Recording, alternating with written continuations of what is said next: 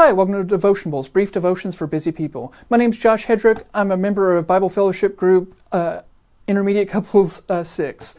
And today we're looking at Matthew chapter 26. We're looking at a story that's very familiar, but also might be a little bit perplexing because we're looking at the story of Jesus in the Garden of Gethsemane. This is the night before Jesus dies, really just hours before he's to be arrested and to go to a mock trial, go to a torturous death on the cross.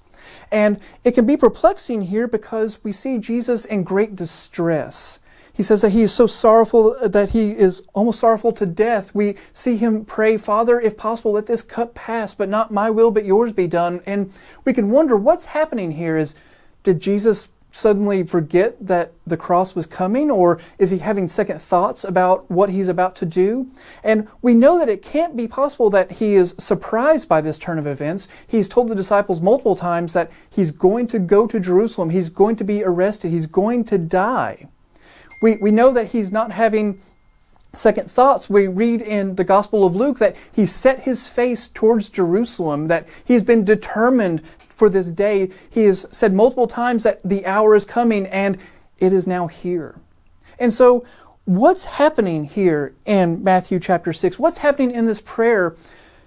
We can't know exactly what's going on in the mind and heart of Jesus in this moment. We can probably guess that in his human nature, he doesn't savor the thought of the mocking, the abuse, the multiple beatings, the torture and torment of the cross.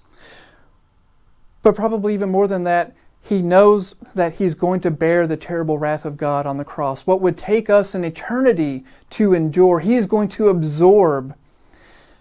But it's not going to end there. He knows that the resurrection is coming, that he is not going to be abandoned to death. He is going to triumph over the grave. So what do we do with this tension of Jesus being very assured that he knows that this is the will of the Lord, that this is his purpose, and yet he feels so distressed? One thing that I think we can take away from this is that it is possible to be in the center of God's will, to be wonderfully, perfectly obedient to doing what the Lord would have us to do, and for us to not feel peace. It is possible for us to be obedient and to feel distress, to feel anxiety, to feel despair even.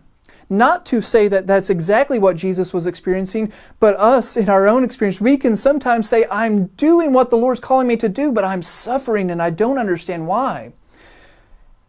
And that doesn't mean that God has left us. It does not mean that we have been abandoned. It does not mean that we're not being obedient, that we've somehow missed an off-ramp in obedience, that we've missed a mile marker or warning sign, that we were hitting the rumble strip. It may actually mean that we are doing exactly what God has called us to do, and that he is with us even in the midst of this, that he's doing something that will be so unexpected, so amazing, that we can't conceive it.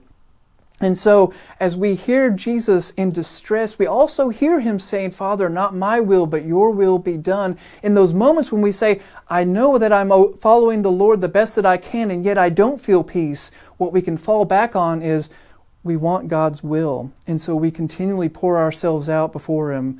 "Father, your will, not mine, be done." Be blessed.